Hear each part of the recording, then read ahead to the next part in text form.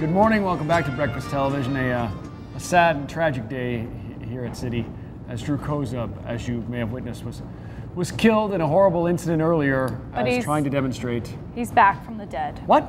He's back. Why? He made it through. I had a very convincing death portrayal, but you should know I've done much more dangerous things on the show. You were acting?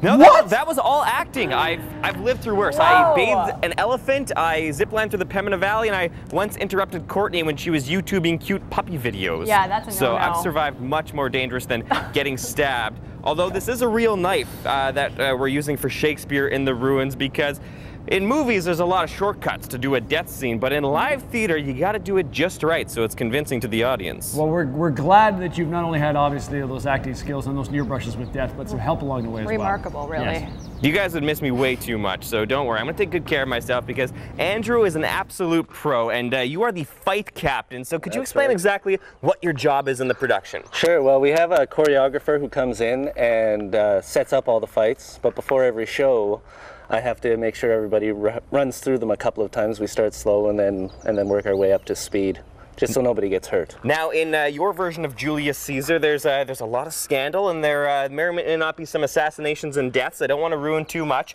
but today you're going to be showing us about how it's done in live theater, because here at Shakespeare in the Ruins, the audience is surrounding you inside of these ruins here in St. Norbert, so it's got to look convincing. And as we fooled many people, sorry for those of you who called 911 on my behalf, I am okay.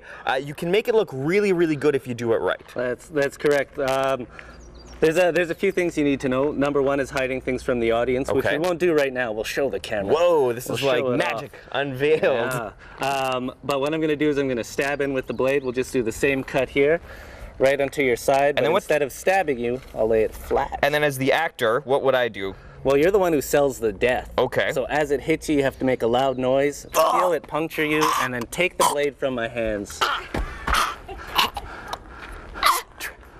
Too bad. That's it. Give me my knife back. Not bad. Okay. That's pretty good. All right, so that's a good way to hide it, but if you were to slit someone's throat, that seems a little more visible, so how would you do that one? Sure, well again, it's up to you. Okay. Mostly up to you to sell it. So I'm gonna put the blade on your collarbones to keep it safe. Use my hand a little bit to cut it. Okay. As I slide it across your chest, you're gonna drop your head. Okay. We'll just do it on right now. Okay.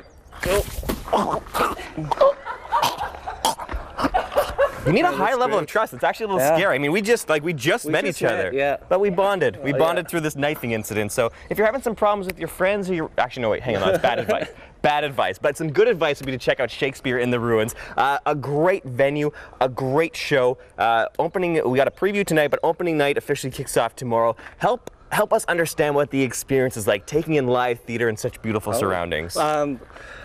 I don't know if I could do that. I could just say you got to come down and check it out yourself. It's a unique experience. We're hoping to have good weather, knock on wood. So you'll always just enjoy yourself. You get to spend time in a park. Well, rain or shine, the show goes on and you guys get to play with the elements while the audience gets to rove around the grounds here of this old monastery that is now in ruin. So a beautiful setting, and as I mentioned, opening night is tomorrow. We've got all the ticket information, the times, the details on our website at breakfasttelevision.ca. We're taking a little break here from St. Norbert, but more Breakfast Television to come this morning on City.